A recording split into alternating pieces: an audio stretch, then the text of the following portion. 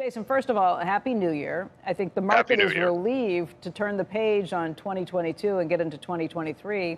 But the question remains, just because we've turned the calendar, does that mean these problems go away? What do you see in terms of what lies ahead of us? Well, I would say one problem is likely to subside, which I believe is the Fed. I don't think we're going to obviously have as aggressive Fed tightening in 2023 as we had in 2022. Quantitative tightening will continue, but I think the Fed is getting a lot closer to its target. So I do think the Fed has done a pretty good job, at least, of pricing into the markets expectations of higher inflation and higher interest rates. That's the good news. The bad news, I think, is that the effects of Fed tightening have not really been reflected in the markets, which will likely be lower earnings. And so while multiples have come down, I think the economic troubles that are usually associated with Fed tightening have yet to really been felt. So that's the bad news, and that's one of the things we're going to have to work through this year.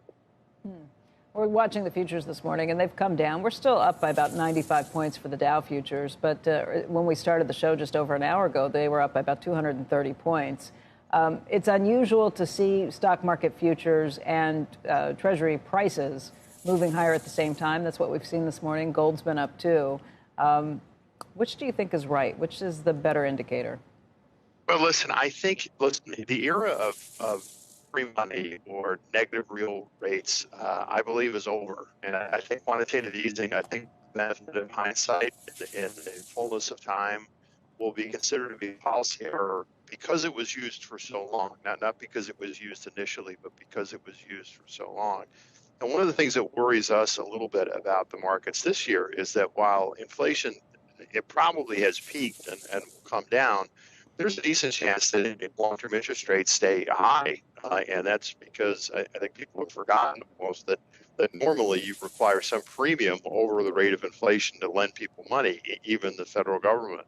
And so my own opinion is that this is going to continue to be another year in which long-term interest rates stay high and will put pressure on multiples on the overall market, not to the extent to which it did in 2022, but certainly for a long time to come. And so I'm kind of betting really on the bond market a little bit this morning, if I had to guess. But by the same token, I think this is going to be unfortunately, another challenging year.